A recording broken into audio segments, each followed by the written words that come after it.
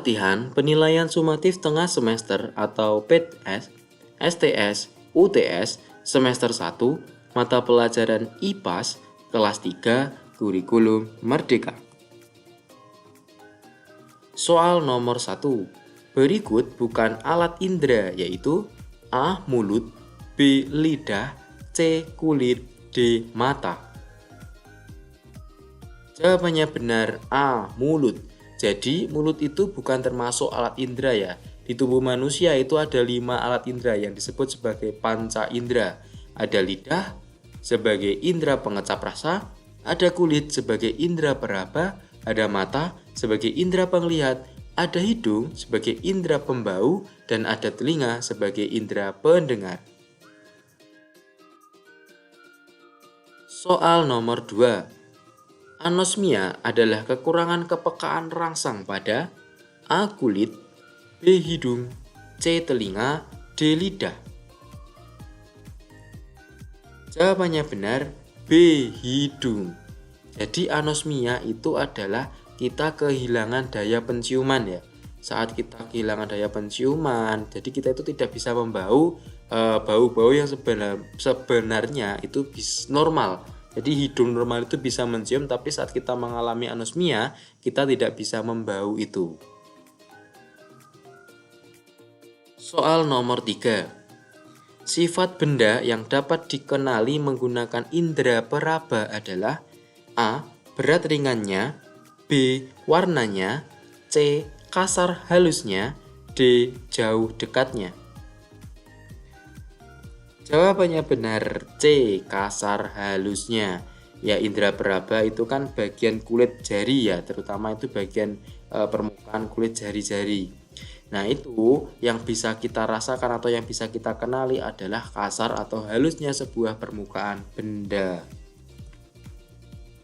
Soal nomor 4. Aroma masakan dapat dirasakan melalui indera A. Penglihat, B. Pembau, C. Perasa, D. Peraba. Jawabannya benar, B. Pembau. Jadi aroma itu kan bisa kita rasakan melalui hidung. Nah, hidung itu adalah indera pembau. Soal nomor 5.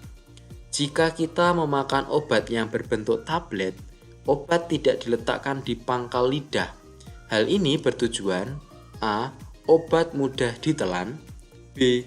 Obat cepat diserap, C. Rasa pahit obat tidak terasa, D. Tidak muntah. Jawabannya benar, C. Rasa pahit obat tidak terasa. Nah, kenapa bisa demikian? Karena di bagian pangkal lidah itu adalah sensorik lidah untuk mengecap rasa pahit. Jadi lidah kita itu nanti terbagi menjadi 4 bagian ya. Ada ujung lidah itu untuk mengecap rasa manis. Kemudian setelah ujung lidah di samping kanan kirinya, ya samping kanan kiri di belakang ujung lidah itu untuk mengecap rasa asin.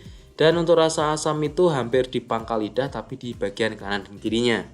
Kalau di bagian pangkal pas lidah, pangkal tengah itu adalah untuk mengecap rasa pahit. Makanya kalau minum obat jangan diletakkan di pangkal lidah supaya rasa pahit obatnya itu tidak begitu terasa. Soal nomor 6. Lapisan terluar pada kulit yang tersusun dari sel-sel mati disebut A. Lapisan Malpighi, B. Lapisan epidermis, C. Kulit ari, D. Kelenjar minyak. Jawabannya benar, C. Kulit ari. Nah, kulit ari ini bisa mengelupas ya, karena ini adalah sebenarnya adalah sel-sel mati dari kulit. Jadi itu nanti akan berganti regenerasi dengan sel kulit yang baru. Soal nomor 7. Berikut bukan jenis dari mamalia adalah A. Tikus, B. Gajah, C. Kelelawar, D. Kumbang. Jawabannya benar, D. Kumbang. Mamalia adalah jenis hewan yang berkembang biak dengan cara bertelur dan juga menyusui. Nah, kumbang itu bukan. Kumbang itu masuk ke dalam kategori serangga. Soal nomor 8, perhatikan gambarnya. Nama kelompok dan ciri yang sama dari kedua hewan tersebut adalah A. Reptil, memiliki kelenjar susu. B. Reptil, penutup tubuh berupa kulit keras bersisik. C. Aves, berkembang biak dengan bertelur. D. Aves, alat gerak berupa kaki. Jawabannya benar B. Reptil, penutup tubuh berupa kulit keras bersisik. Gambarnya kan itu ada gambar apa ya? Bunglon. Bunglon dan satu gambar mirip naga. Nah, ya itu kayak naga ya, tapi sebenarnya bukan naga. Nah, kedua hewan itu masuk ke dalam kategori hewan reptilia atau reptil, yang mana penutup tubuhnya itu kulitnya itu nanti keras dan juga bersisi seperti buaya, seperti itu reptil ya. Kalau aves itu untuk keluarga burung. Soal nomor 9. Makin bertambah usia, tinggi badan manusia. A. Tidak bertambah. B. Tidak berkurang. C. Makin menurun. D. Makin bertambah.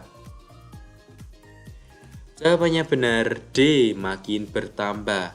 Jadi makin bertambah usia manusia, itu tinggi badannya akan semakin bertambah. Namun tidak selamanya akan selalu bertambah ya. Jadi nanti akan ada masa di mana usia manusia tertentu pertumbuhannya itu sudah berhenti. Seperti itu. Soal nomor 10. Perhatikan gambarnya. Urutan perkecambahan biji yang benar yaitu A. 1, 3, 2. B. 2, 3, 1. C. 3, 1, 2. D. 2, 1, 3. Jawabannya benar A. 1, 3, 2. Anak-anak bisa lihat ya, dari gambarnya. Gambar 1 itu masih berupa biji, gambar 3 mulai tumbuh akarnya, kemudian gambar 2 itu mulai tumbuh daun atau tunasnya. Soal nomor 11. Pohon pisang mengawali daur hidupnya dari A. Biji, B. Akar, C. Tunas, D. Batang. Jawabannya benar C. Tunas. Jadi pohon pisang itu berkembang biak atau mengawali daur hidupnya dari tunas. Soal nomor 12. Perhatikan gambarnya. Ada gambar telur menjadi ayam ya. Pernyataan yang benar sesuai gambar adalah A. Siklus hewan tersebut mengalami metamorfosis. B. Siklus hewan tersebut mengalami metamorfosis tidak sempurna. C. Siklus hewan tersebut tidak mengalami metamorfosis. D. Siklus hewan tersebut mengalami metabolisme. Jawabannya benar C.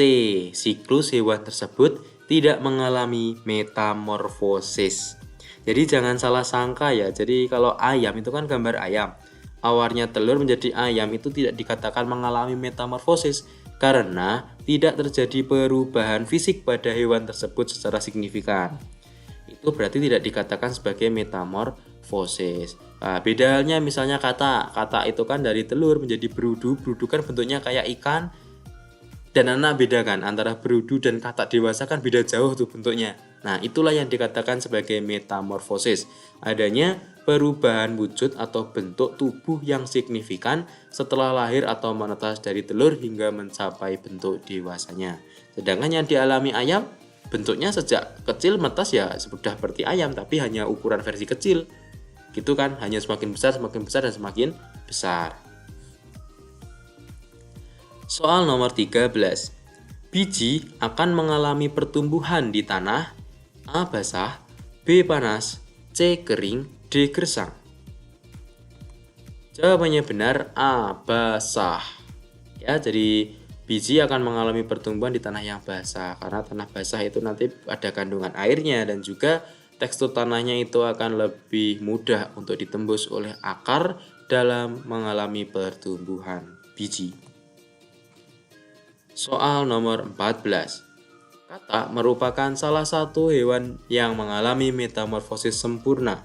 Katak disebut hewan amfibi karena hidup di A. Darat, B. Air, C. Udara, D. Darat dan air. Jawabannya benar, D.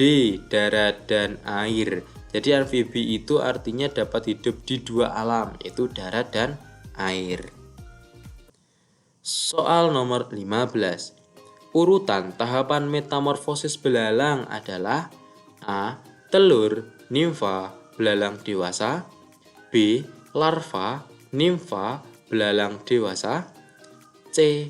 Larva, nimfa, belalang dewasa, D. Belalang dewasa, telur, larva, nimfa. Jawabannya benar, A. Telur, nimfa, belalang dewasa. Soal selesai, terima kasih.